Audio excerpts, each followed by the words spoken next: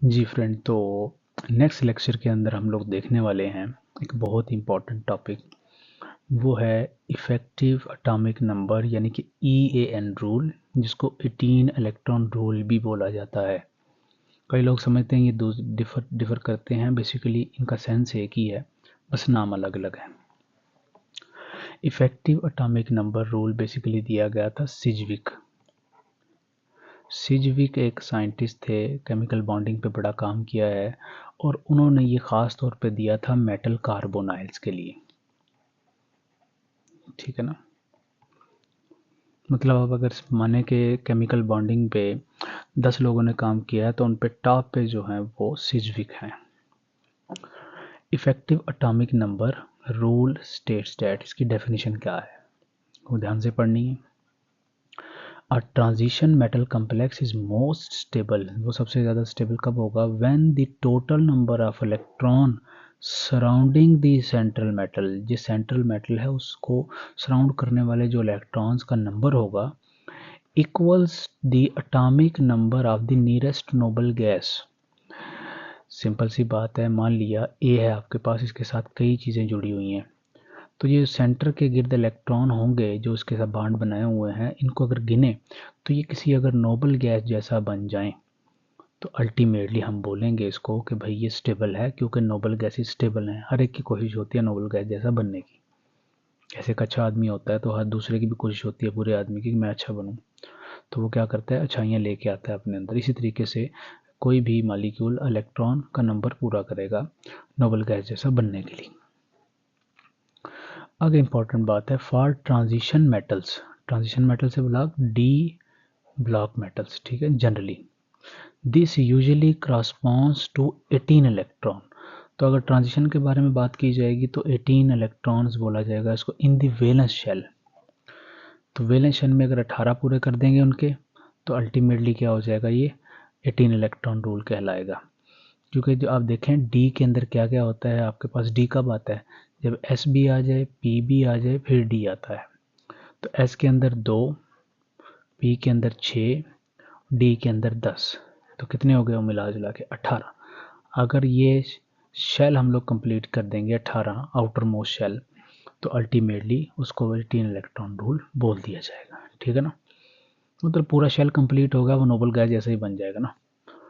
तो इसको किसी भी एक तरीके से आप डिफाइन कर सकते हैं। मैंने दोनों डेफिनेशन लिख दी। अब मीनिंग क्या है? Meaning of effective atomic number EAN, इसको आप बेसिकली ऐसा बोल सकते हैं, इसको कैलकुलेट कैसे करना है। EAN कैसे कैलकुलेट करेंगे? किसी चीज़ का Z एटॉमिक नंबर, भाई उसका एटॉमिक नंबर लेंगे सबसे पहले, फिर देखेंगे हम लोग ऑक्सीडेशन स्टेट क्या है उसकी सेंट्रल एटम की, फिर देखेंगे कि इलेक्ट्रॉन डोनेटेड बाय लाइगेंड्स क्या हैं। ठीक है ना, मतलब जितना एटॉमिक नंबर उसमें जोड़ेंगे क्या, इलेक्ट्रॉन्स लाइगेंड्स ने कितने दिए हैं, और माइनस क्या कर देंगे, ऑक्सीडेशन स्टेट। समझ में आ रही है बात? इसको हम लोग थोड़ा सा एक्सप्लेन करते हैं। मान लिया ए है, उसके साथ X जुड़ा हुआ है हेलोजन, और कोई B जुड़ा हुआ है। तो मान लिया B ने इलेक्ट्रॉन दिए हैं तो A के पास आए होंगे। हम देखना चाहते हैं ये वाला जो है EN को फॉलो करता है या नहीं, और हेलोजन ने इससे इलेक्ट्रॉन लिए होंगे, तो जो लिए हैं वो इसे माइनस कर देंगे, जो दिए हैं वो इसकी तरफ आए हैं तो उसको जमा कर देंगे, तो ओवरऑल क्या बता देंगे, EN बता देंगे। तो मैंने यही बता दिया आपको नीचे ZO लाइगेंड वगैरह क्या होते हैं। एग्जाम्पल से इसको हम लोग क्लियर करते हैं कि कैसे काउंट किया जाता है। 18 ही क्यों, पहले बता दिया मैंने कि भाई 1s ऑर्बिटल के अंदर 2 इलेक्ट्रॉन, 3p ऑर्बिटल के अंदर 6 आएंगे, d के अंदर 10 आएंगे, s के अंदर 1s तो एक ही ऑर्बिटल है तो 2 इलेक्ट्रॉन आ जाएंगे, p के अंदर आपको पता है 3 होते हैं, px, py, pz, तो अल्टीमेटली 2 आ जाएंगे तो 6 हो जाएंगे, और d के अंदर 5 होते हैं आपके पास, तो dxy, dyz, dzx, dx square y square और dz स्क्र। ठीक है, 5 तरह के होते हैं। ये बेसिकली 6 हो गए, 1 2 3 4 5 6। हाँ जी, ये नहीं है। एस के अंदर 2, पी के अंदर 6, डी के अंदर 10, 2 6 10 18। 18 इलेक्ट्रॉन पूरे करने को 18 इलेक्ट्रॉन रूल बोल दो या EN रोल दो, क्योंकि 18 इलेक्ट्रॉन भी एक नोबल गैस के हमारे पास होते हैं, तो वो EN के पास ही या उसको ऐसे ही बोला जा सकता है। When all these orbitals are filled, the complex is maximum stable। जब ये सारे फिल हो जाते हैं तो अल्टीमेटली कम्प्लेक्स क्या समझा जाएगा, स्टेबल समझा जाएगा, similar to noble gas configuration. ठीक है ना, आउटर मोस्ट जिसके भी इलेक्ट्रॉन पूरे हों वो नोबल गैस जैसा है, वो स्टेबल माना जाएगा। अच्छा, यहाँ पे एक इम्पॉर्टेंट चीज़ मैं आपको बताना चाहता हूँ कि स्कैंडियम का एटॉमिक नंबर कितना है, 21। तो 1s2, 2s2, 2p6, 3s2, 3p6, 4s2, 3d, आपके पास कितना आ जाएगा, 1 आ जाएगा।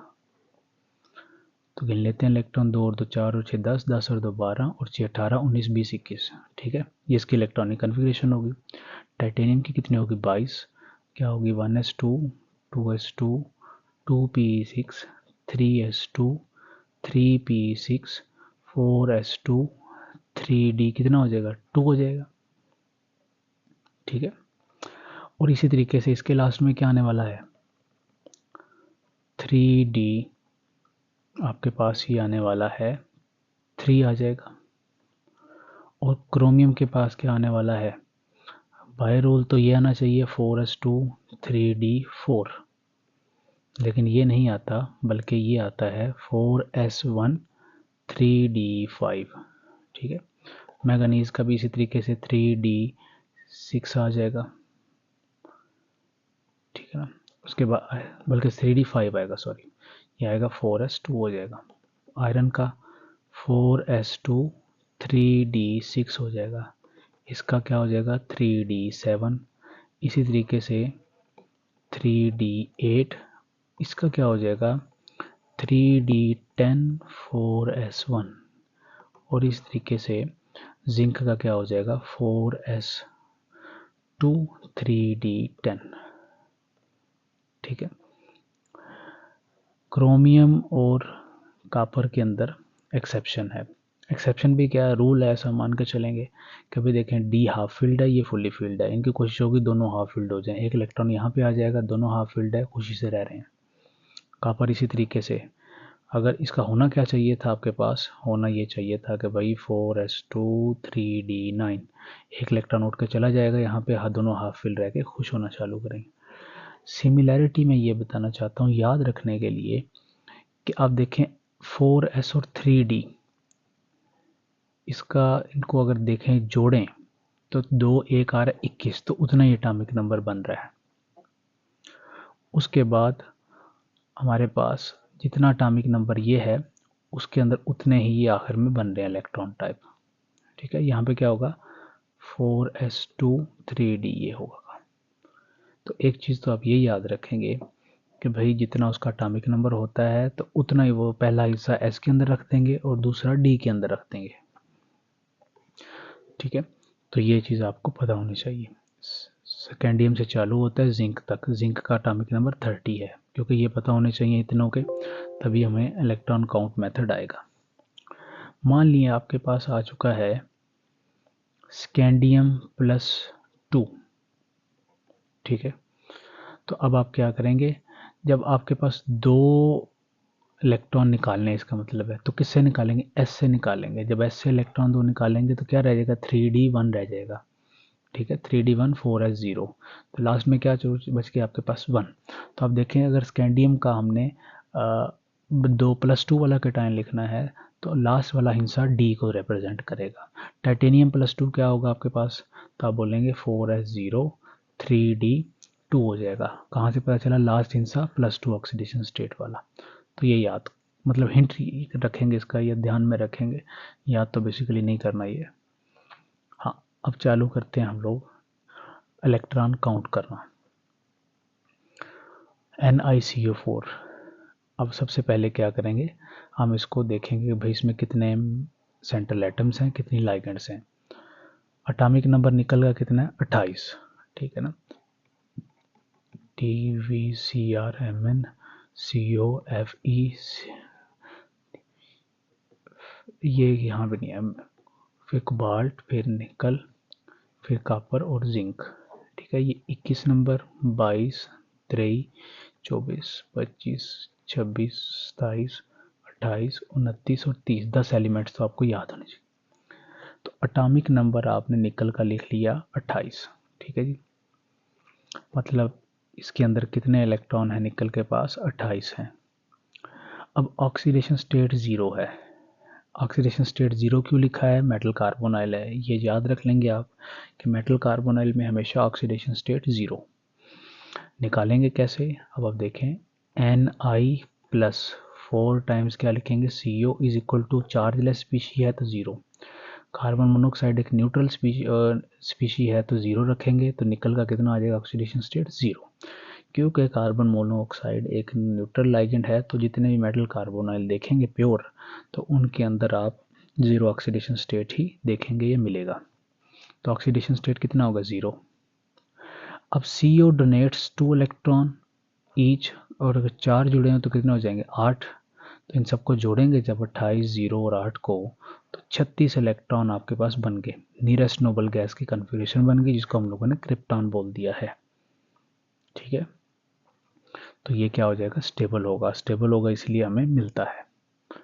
तो अगर आप सिंपल इसको देखें, निकल एक CO जुड़ा हुआ है, अगर हम लोग थोड़ा सा मज़ीद डिटेल में देखें, 2 CO जुड़े हुए हैं, ज्योमेट्री नहीं मैं सही से ड्रा कर रहा, बस इलेक्ट्रॉन काउंट कर रहे हैं हम लोग। ये CO, ये तीसरा लोन पेयर दिया हुआ है, और चौथा CO ये यहाँ पे लगा हुआ है।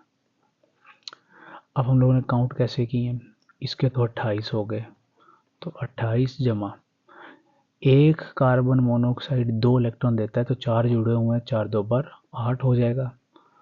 तो और इसका ऑक्सीडेशन स्टेट तो हमेशा 0 आने वाला है, तो 28 और 8 कितना हो जाएगा, 36। 36 नोबल गैस कन्फिग्रेशन है, तो अल्टीमेटली दिस इज स्टेबल। समझ में आ रही है बात आप लोगों को, ठीक है। या दूसरी चीज़, अब देखें अगर वो 18 इलेक्ट्रॉन के हिसाब से देखना है, तो निकल की इलेक्ट्रॉनिक कन्फिग्रेशन लिखेंगे, निकल की 1s2, 2s2, 2p6, 3s2, 3p6, 4s2, 3d8। इसलिए मैंने ये आपको पीछे बताया है। अब मुझे कैसे पता चला कि भाई निकल का एटॉमिक नंबर तो मुझे याद है, बस मैंने क्या करना है, ये 28 को इस तरीके से देखना है कि भाई S के ऊपर 2, D के ऊपर 8, तो ये हमारी इलेक्ट्रॉनिक कन्फिग्रेशन किसकी बन गई, निकल की। अब आप देखें कि आउटर मोस्ट के अंदर कितने इलेक्ट्रॉन है इसके, 8 और 2 10, ठीक है। 10 ये हो गए, तो जमा 8 कहाँ से आ गए, 4 लाइगेंड से आ गए, 2 1 देती है, तो 4 कितने देंगे, 8 देंगे, तो 10 ये वाले हो गए और 8 ये 18, तो 18 इलेक्ट्रॉन रूल फॉलो हो गया। तो बस ये याद रखेंगे भाई, नोबल गैस वाला मिल जाए तो अल्टीमेटली हमारा EN रूल या 18 इलेक्ट्रॉन रूल फॉलो हो रहा है, ठीक है। नेक्स्ट एग्जांपल करते हैं। अब आप ये देखें कि FeCO5, एटॉमिक नंबर आयरन का 26, ऑक्सीडेशन स्टेट 0 हमेशा निकलने वाली है। उसके बाद हमारे पास एक CO कितने देता है, 2 इलेक्ट्रॉन, 5 जुड़े हुए हैं 10, 26 और 10 36, नियरेस्ट नोबल गैस कन्फिग्रेशन आ गई, तो 36 इलेक्ट्रॉन पूरे हो गए। तो हम बोलेंगे कि this is stable and exist obeys EN rule, ठीक है। अगर 18 के हिसाब से देखा जाए तो आयरन के कैसे लिख सकते हैं, 26 नंबर है ये, लास्ट में क्या आने वाला है, 4s2, 3d6 आने वाला है, ठीक है। तो ये आखिरी लिख लिया, प्लस एक कार्बोनाइल 2 देती है, तो 5 कितने देंगे, 10 देंगे, तो गिन लो इलेक्ट्रॉन, 2 और 6 8, 8 और 10 18, ठीक है ना। ये 5 आएंगे, सॉरी, क्योंकि 5 है ना कार्बोनाइल, तो 18 इलेक्ट्रॉन हो गए, 18 को फॉलो करती है। तो आपने कैसे भी ये कॉन्फ़िगरेशन लिखी इतनी जल्दी, क्योंकि याद है एटॉमिक नंबर 2 और 6, तो S के ऊपर 2 रख देंगे और D के ऊपर 6, 6 और 2 8, ठीक है। नेक्स्ट चलते हैं हम लोग, क्रोमियम हेक्सा कार्बोनाइल। सिंपल तरीके से काउंट करें तो क्रोमियम का एटॉमिक नंबर 24, ऑक्सीडेशन स्टेट हमेशा 0 आएगी इनकी, तो 0, एक कार्बोनाइल 2 देती है, तो 6 2 बार 12, 24 और 12 36, क्रेप्टॉन जैसी होगी, तो इसका मतलब है ओबेज EN रूल, ठीक है। और किस तरह हम लोग काउंट कर सकते हैं इसके दूसरे तरीके से, वो जो 18 वाला है। तो क्रोमियम की इलेक्ट्रॉनिक कन्फिग्रेशन, क्रोमियम का 24 नंबर है, तो लास्ट में क्या आने वाला है आपके पास 4s2 3d4। ठीक है, आप सीधे लिखेंगे एक्स, मतलब गुजारा ही करना है ना। हाँ, कहीं पे किसी को लिख के दिखानी हो तो वो फिर एक यहाँ पे लिखते हैं 5, यहाँ पे लिखते हैं, तो स्टेबल वो है। इलेक्ट्रॉन तो उतने ही है, तो कितने इलेक्ट्रॉन है 6 जमा, ठीक है। कितने हैं हमारे पास लाइगेंड 6, तो 6 मल्टीप्लाइड बाई 2, तो कितने इलेक्ट्रॉन 4 और 2 6 जमा 6 2 बार 12, तो कितने हो गए 18। 18 इलेक्ट्रॉन रूल को फॉलो कर रहा है ये भी, ठीक है ना। तो अगर जैसा क्वेश्चन पूछा जाए कि 18 इलेक्ट्रॉन रूल क्या है, तो इस तरीके से गिन देंगे। एन रूल क्या है, तो हम लोग ये सारा मिला के एटॉमिक नंबर के साथ गिन देंगे, ठीक है।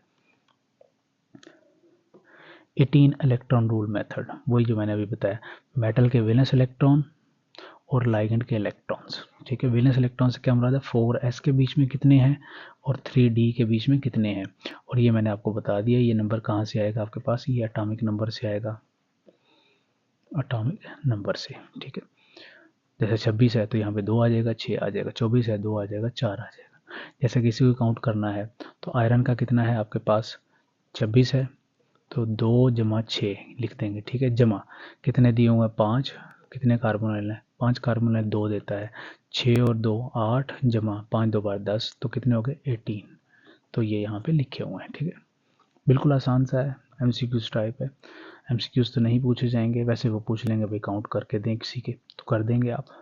इसी तरीके से NiCO4, निकल कितना है 24, तो ऐसे लिखेंगे 2 जमा 4 प्लस कितने दिए हुए हैं इन्होंने आपके पास, ये जो CO हैं वो कितने हैं आपके पास, सॉरी निकल तो होता है हमारे पास 28 नंबर, सॉरी, ठीक है ना, 28 नंबर है निकल, एटॉमिक नंबर 28 है। और कितने दिए हुए हैं लाइगेंड 4 दिए हुए हैं, तो 4 मल्टीप्लाइड बाई 2, तो 4 8 और 2 10 जमा 4 2 बार 8, तो 18 फॉलो कर रही है, ठीक है। तो ये सारे देख, और शेप मैंने बता दिया कैसे देखनी है, ये स्टेबल भी है टेट्राहेड्रल भी है। FeCO5, आयरन का कितना नंबर है 26, तो कैसे लिखेंगे 2 जमा 6 जमा 5 दिए हुए हैं, तो 5 मल्टीप्लाइड बाई 2 कर देंगे, तो 6 और 2 8 जमा 10 कितना हो गया 18 पूरे, ठीक है। तो इसलिए ये स्टेबल भी होगा, ट्राइगोनल पायरामिडल होगी। कैसे आया AB5 सिस्टम। CrCO6 इसको आप खुद कर लेंगे, MOWO6 ये आप खुद कर लेंगे इसको, ठीक है। अब मैंने 3D के बारे में बताया है। अब मोलिब्डेनम जो है ये किसके नीचे लाई कर रहा है, क्रोमियम के नीचे लाई करता है। तो एक ग्रुप के अंदर पीरियोडिक टेबल में आपने देखा होगा कि वैलेंस इलेक्ट्रॉन सेम रहते हैं, ठीक है ना। तो वो फिर आपको उसी हिसाब से एडजस्ट करना होगा। अच्छा, आगे नेक्स्ट हमारे पास है इसी में इम्पॉर्टेंट चीज़, वो तो थे मोनोन्यूक्लियर। अब है हमारे पास electron counting for bi nuclear metal carbonyls, के भाई बाई न्यूक्लियर के लिए हम लोग किस तरह काउंट करते हैं। तो इसके लिए रूल क्या है आपके पास, important rules. Metal metal bond contributes 1 electron to each other, यानी कि जो मेटल और मेटल का बॉन्ड बना हुआ है तो इसमें 2 इलेक्ट्रॉन होंगे, तो एक इसका समझा जाएगा और एक इस मेटल का समझा जाएगा। टर्मिनल CO, जो टर्मिनल होगा वो 2 इलेक्ट्रॉन देगा। क्यों देगा भाई 2, तो क्योंकि ये लोन पेयर दिया होता है इसने, तो 2 इलेक्ट्रॉन इस तरफ से आ गए। ब्रिजिंग CO यानी कि mu CO 1 electron to each metal देगी, क्योंकि हमें पता है इस तरीके से ये ब्रिजिंग जुड़ती है, ठीक है। तो 1 इलेक्ट्रॉन जिससे जुड़ी होगी उसका ही काउंट होगा और एक इससे जुड़ी होगी उसका काउंट होगा, ठीक है। चलिए इसको मैं आपको करके बताता हूँ। तो जो मैंगनीज है आपके पास बॉन्डेड टू मैंगनीज, और इसका पहले स्ट्रक्चर ड्रा करते हैं। बाई न्यूक्लियर है, एक मेटल मेटल बॉन्ड होना चाहिए। उसके बाद हम लोग ऐसा मान के चल रहे हैं कि 5 इसके पास हैं लाइगेंड्स, पहले 4 4 दे लेते हैं, और फिर उसके बाद हम लोग 1 2 3 4 1 2 3 4 10 एडजस्ट करनी है, तो ये जोड़ लिया हमने, ये CO CO CO CO CO 1 2 3 4 5, ठीक है। अब आप देखें मैंगनीज 7 ग्रुप से बिलोंग कर रहा है, 3D के 7 नंबर पे आता है। या आप इसको ऐसे मान सकते हैं कि मैंगनीज का नंबर कितना है आपके पास, 25 नंबर है, ठीक है ना, एटॉमिक नंबर। तो अगर कैलकुलेट करें तो हम लोग इसको 2 + 5 लिखेंगे। खैर, सबसे पहले आपने क्या करना है कि इस कंपाउंड को हाफ में डिवाइड कर लेना है। मिरर इमेज है ना, तो एक साइड के काउंट कर लेंगे, जितने एक साइड के निकलेंगे उतने दूसरे के निकलेंगे। मान लिया हम लोग इसके लिए काउंट करना चाहते हैं, तो सबसे पहली बात कि ये 2 इलेक्ट्रॉन थे, इनमें से एक किसका माना जाएगा, मैंगनीज का माना जाएगा, ठीक है। अच्छा, मैंगनीज के खुद के पास कितने इलेक्ट्रॉन हैं, तो आप देखेंगे मैंगनीज का नंबर कितना है, 25 एटॉमिक नंबर है, तो 2 + 5 लिख लिया हमने, ठीक है, 18 के हिसाब से चल रहे हैं हम लोग। प्लस अब एक ये वाला आ चुका है तो +1 कर देंगे, प्लस कितने कार्बन मोनोऑक्साइड जुड़े हुए, 1 2 3 4 5, तो 5 2 पर 10 ये कर देंगे। तो टोटल कितने आ गए आपके पास, 10 और 2 12 13 14 15 16 17 18, तो 18 पूरे हो गए। इसका मतलब है इसके पास कितने पूरे हैं, 18 इलेक्ट्रॉन, तो इसके पास भी कितने होंगे, 18।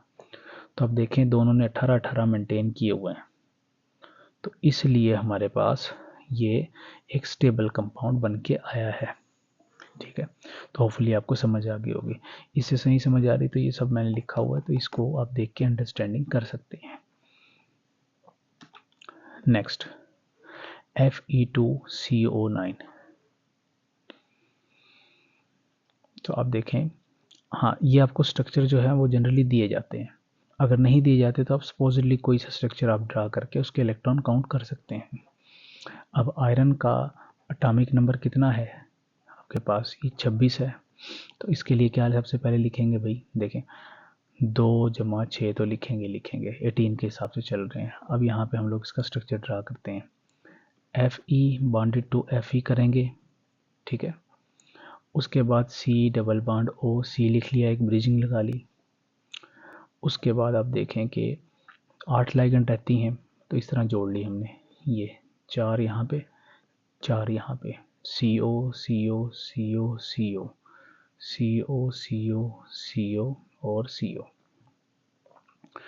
अब देखें कि ये ब्रिजिंग है, आप ये दो इलेक्ट्रॉन थे, इसमें से एक किसका मानेंगे, इसका मानेंगे, और एक इसका मानेंगे। तो आप क्या करें, इसको ऐसे भाग दे लें, एक तरफ वाले के काउंट कर लेंगे, वही दूसरे के निकलेंगे, और स्ट्रक्चर बनाते हुए इसीलिए हमने सिमेट्रिक रखा है। तो सबसे पहले आयरन देखेंगे, तो उसके लिए 2 + 6 तो हो गई होगा, ठीक है, जमा। अब एक इलेक्ट्रॉन तो कहाँ से आया है, ये ब्रिजिंग वाला आया है। दूसरा इलेक्ट्रॉन एक कहाँ से आया है, ये जो आयरन है ये भी तो हाफ हुआ है ना आयरन आयरन का बॉन्ड, तो जमा एक यहाँ से आया है, ठीक है, जमा कितने कार्बन मोनोऑक्साइड हैं, 4, तो ये 8 इलेक्ट्रॉन यहाँ से आ गए, सबको जोड़ेंगे तो 8 और 2 10, 11 12 और 6 18, तो 18 इसके भी पूरे हैं। तो अल्टीमेटली इसके भी कितने निकलेंगे, 18 निकलने वाले हैं, ठीक है। अब इसको देखेंगे आप, अब कोबाल्ट का कितना नंबर है आपके पास, ये 27 नंबर है, ठीक है जी। तो 27 देखते ही कोबाल्ट को इसका एटॉमिक नंबर 27 है, तो अल्टीमेटली 2 + 7 तो लिखेंगे।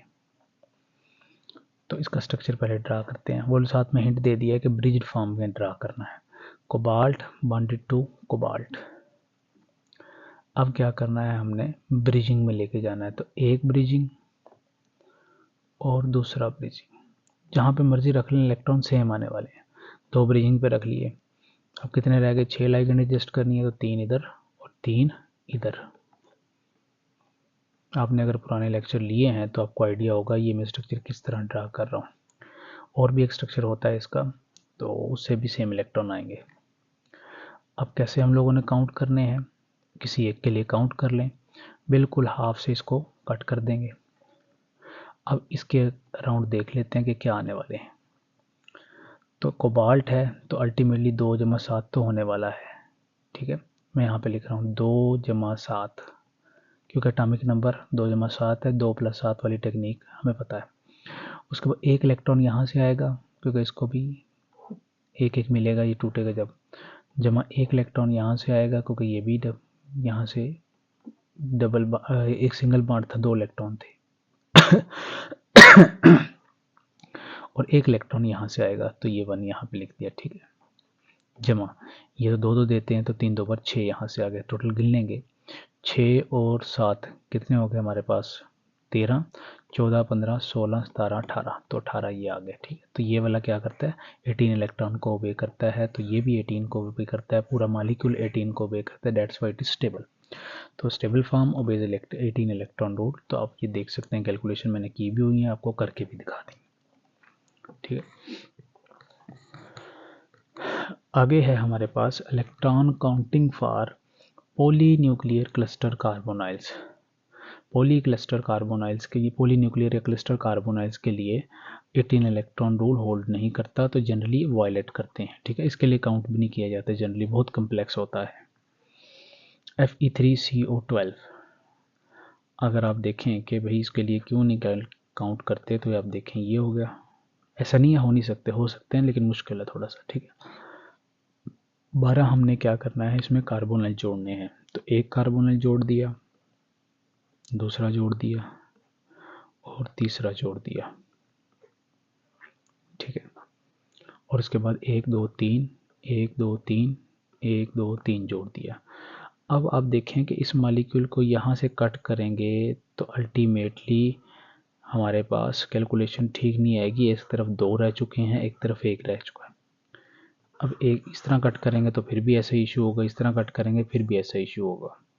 तो मतलब हम एक वक्त में एक के लिए काउंट करेंगे तो वो दूसरे के बीच में इंक्लूड करना पड़ेगा, इस फिर तीसरे के बीच में इंक्लूड करना पड़ेगा, इसलिए कि ये जो बॉन्डिंग है वो एक्सप्लेन नहीं की जा सकती। इट इज़ वेरी मतलब कम्प्लेक्स बॉन्डिंग। ये स्ट्रेन इतना ज़्यादा हो जाता है कि ये ऑर्बिटल्स आपस में बिल्कुल पास पास आ जाते हैं, तो इलेक्ट्रॉन इधर उधर ऐसे ही मतलब जाल नुमा एक चीज़ बन जाती है, तो वो काउंट करना बड़ा मुश्किल होता है, ठीक है। तो इन्होंने कोशिश की है कि करने की, तो वो 16 या 17 निकलते हैं, 18 बिल्कुल भी नहीं निकलते इसके, ठीक है, पीछे ही रहते हैं हमेशा इनसे, तो इनके लिए काउंट करना ठीक नहीं है हमारे पास। बस इतना याद रखें, डज नॉट स्ट्रिक्टली ओबे 18 इलेक्ट्रॉन रूल, ठीक है। और उसके बाद CO4 CO12 ये तो अब इसमें 4 आ चुके हैं। हाँ, इसमें करें किया जा सकता है, सिमेट्रिक बन सकता है, आपके पास CO4 बन सकते हैं ये, ठीक है, CO और CO इस तरीके से।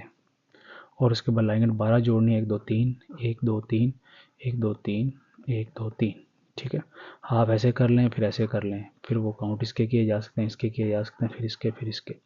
तो अल्टीमेटली इतने कम्प्लेक्सिटी में जाने की कोई ज़रूरत नहीं है, और ये पूछे भी नहीं जाते क्योंकि ये बड़ी कम्प्लेक्स बॉन्डिंग है। तो इसलिए एवरेज इलेक्ट्रॉन काउंट पर CO हमारे पास 18 से कम ही आएगा, ठीक है। क्यों कम आएगा, क्योंकि जब ये हम काउंट करते हैं तो पता चले इलेक्ट्रॉन इस तीनों के पास है, जब इसका काउंट कर रहे हैं तो इन तीनों के पास है, तो इस तरह कुछ चलता रहता है। ये एक्सेप्शन है हमारे पास EN रूल, ठीक है। ये याद रखना है कि ये जो कंपाउंड है आपके पास 2, ये एग्जिस्ट करते हैं और EN रूल को फॉलो नहीं करते हमारे, ठीक है। क्विक रेफरेंस हमारे पास आ चुका है कि हमने जितने भी कंपाउंड देखे हैं तो हमारे पास उसका समरी क्या बनता है, NiCO4 FeCO4 CrO4 सब 18 को फॉलो करते हैं क्योंकि ये सब क्या है, मोनो न्यूक्लियर, ठीक है। ये इलेक्ट्रॉन याद नहीं करने कभी भी आपने, ये तो निकाले जा सकते हैं। उसके बाद रूल ओबे करता है, EN रूल बोलो या 18 इलेक्ट्रॉन रूल बोल दो, Mn2CO10 Fe2CO9, ठीक है। और इसके बाद ये भी, तो ये तीनों क्या हैं, बाई न्यूक्लियर। बाई न्यूक्लियर का हमने देख लिया आइडिया, क्या हाफ से डिवाइड करते हैं, 18 इसके भी पर Mn एक के अराउंड, और इसके भी CO के एक के अराउंड 18 निकलते हैं। ये भी ओबे और ये भी ओबे करता है, ठीक है। और उसके बाद ये ट्राई वाला 18 से कम निकलते हैं, और ये एक्सेप्शन है आपके पास, ठीक है। तो this is the summary. Important note, कुछ इम्पॉर्टेंट बातें हैं वो आप याद रखेंगे। Compounds that do not obey rule exception वो क्या होते हैं, generally high oxidation state of metal जिनकी हो, वो 18 इलेक्ट्रॉन रूल फॉलो नहीं करते। क्यों, क्योंकि जिनकी ऑक्सीडेशन स्टेट काफ़ी ज़्यादा होगी तो जो इलेक्ट्रॉन दिए होते हैं वो क्या होते हैं, अल्टीमेटली वो बिल्कुल पास खींचे चले आते हैं, ठीक है, वो दो पता चले कि आपने हाफ करना था, जैसे सिंपल सी एग्जांपल है, लाइगेंड है तो जब हाफ से करते हैं हम लोग, एक इसको देते हैं और एक इसको देते हैं, इधर भी मेटल ले लें, तो अगर इसकी इलेक्ट्रोनेगेटिविटी ज़्यादा है तो पता चले दोनों इसकी तरफ खींचे आ गए हैं, तो वो जो हाफ करके गिन रहे हैं वो गिनती गलत आ रही है। स्टेरिकली क्राउडेड लाइगेंड्स होगी तो लाइगेंड बिल्कुल पास पास होंगी तो इलेक्ट्रॉनों का क्लाउड इतना मर्ज हो जाएगा कि गिनना मुश्किल है। अर्ली ट्रांजिशन मेटल्स हैं, जो शुरू शुरू की ट्रांजिशन मेटल हैं वो भी फॉलो नहीं करते। मेटल क्लस्टर्स मतलब पॉली न्यूक्लियर, वो तो करते नहीं।